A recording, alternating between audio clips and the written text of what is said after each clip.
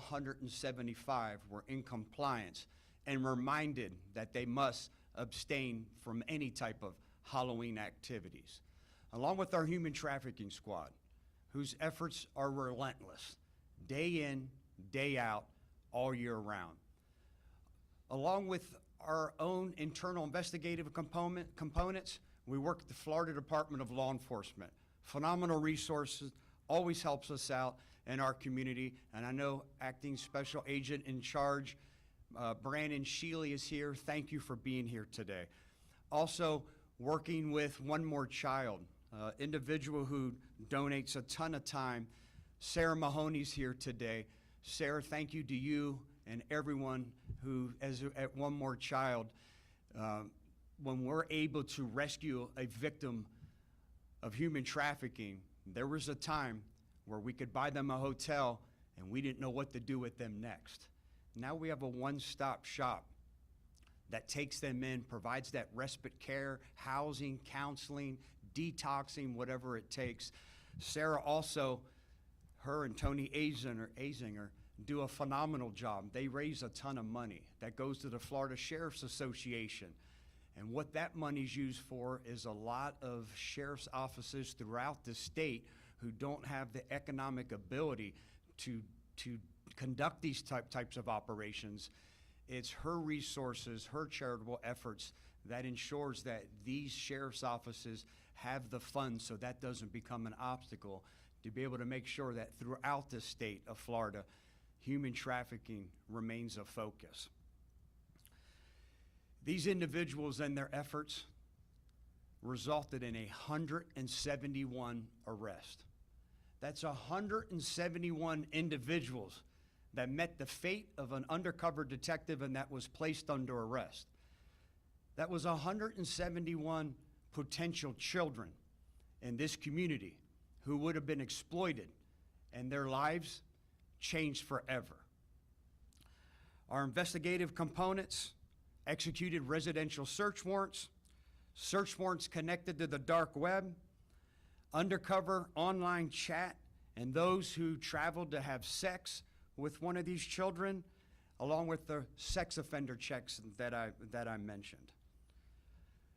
I want to highlight 4 of the more egregious cases, if I may. Our first one is Chamberlain High School teacher Robert Hess. When you talk about student safety, when you talk about parents and worrying about when our children go to school, we make sure that there's an effort placed on getting them to and from school safely, while they're at school safely, and then throughout the day when they're in the care, custody, and control of school teachers, like this social science teacher who is responsible for mentoring, educating, and safeguarding the children at Chamberlain High School. He agreed to meet our undercover detective, who he thought was a 15-year-old child, and pay $140 to have protected sex for 30 minutes with her. Fortunately, he met our undercover detective and this incredible team, and he was placed under arrest. Can Tran, he's not only an individual who was believing what he believed to be meeting to have sex with a 15-year-old child, he also placed this community at greater risk in his pursuit of having sex with one of the children in our community. He got spooked. We believe he's observed law enforcement, and he flees. Detectives wisely didn't flee or didn't pursue the fleeing suspect because they didn't want to put this community in danger. But their pursuit to arrest this individual was endless. They never stopped. They knew where he lived, so they went to his house and set up on his home. He sees law enforcement again, and he flees.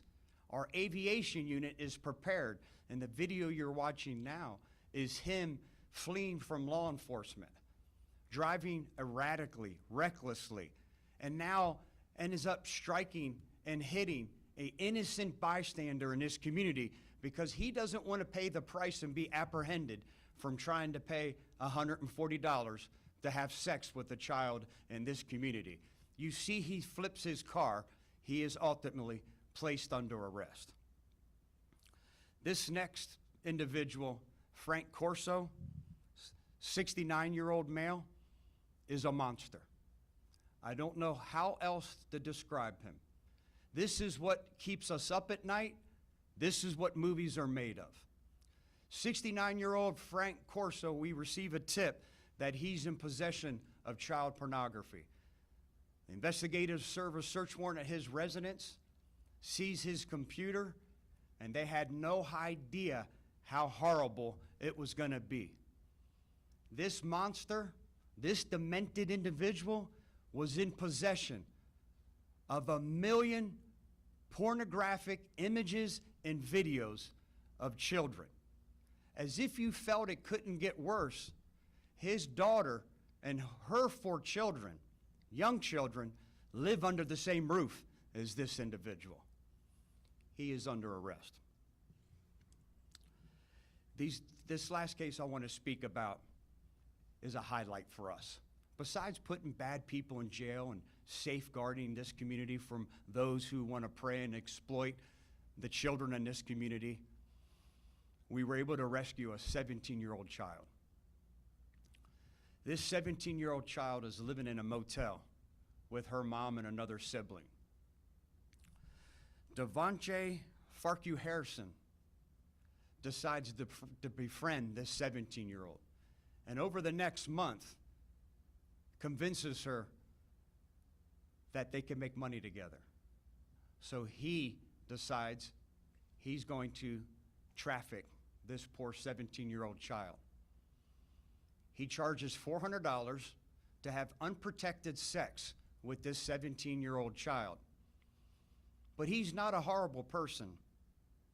He lets her keep $40 for every sexual encounter that he forces her to have. He and Marcel Wash team up because they decide that it can be even more profitable, that the two of them can protect her and schedule even more appointments so they can put more money in their pockets.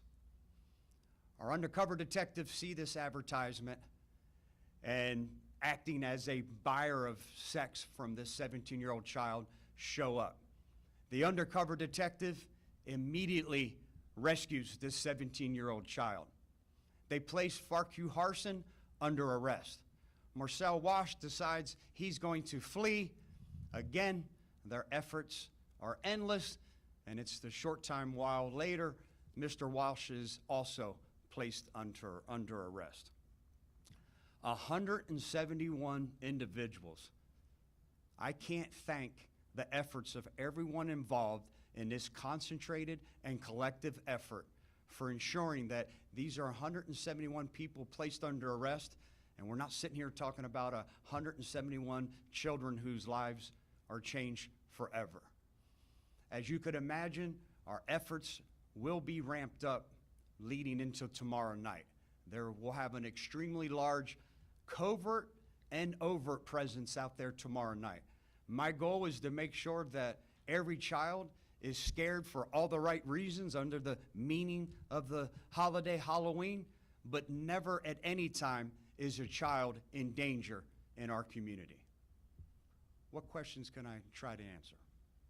Were all 171 of these people's charges related to child sex crimes? And if that's true, I mean, how horrific is that? Yes, each and every one of these 171 individuals, their end goal, their effort was to pay to have sex with a child. And every avenue that's out there where these child molesters like to hide, our human trafficking squad and these investigators are there. They're pursuing the same avenues. I'm highlighting a collective effort here, but I sit here and I'm so proud because our efforts are each and every day. These detectives volunteered to work in these assignments, whether it's working and combing the internet, making sure that we're safeguarded from the sex predators who are out on supervised probation, or the human trafficking squad that's out there. whether it's online. There were times where we posed as a person trying to purchase sex with a child. There were times as we were advertising that we had the child available for the purchase of sex. Their efforts, their collective efforts are a result. It's the reason, their ability, their dedicated efforts is the reason why I can stand here today talking about how we're safeguarding this community. I see a lot of Hispanic last names here. There are any illegal alien in this arrest? Not that I'm aware of. No, ma'am. Any other questions? Given all of the avenues that you mentioned, I imagine you guys obviously have to keep up with, the creativity of these people, Yeah. monsters like you call them. How difficult is that, given that it's going on in broad daylight, but also just speaking to the way you guys were able to do that? Difficult. Difficult. The hours of operation, holidays, weekends. Difficult when it comes to the economic resources it takes to combat this type of crime. Also very manpower intensive, whether it's hotel motel operations, being in the adult entertainment industry, hotel motel operations, scouring the internet with a lot of different schemes. It takes a lot of effort, a lot of dedicated efforts. And again, that's why their relentless pursuit of the individuals that want to exploit the children of this community and safeguard in our community are commendable. Yes. Yes, Nick. You see it online too, right, on social media. There's so many of these different groups that are organizing even to catch these online predators. You're seeing just regular citizens going out and doing it themselves. So it's really gotten so out of control. I mean, from what you've monitored just in those few months, have you noticed such a big uptick that this is something that's not going away? This is certainly not something going away.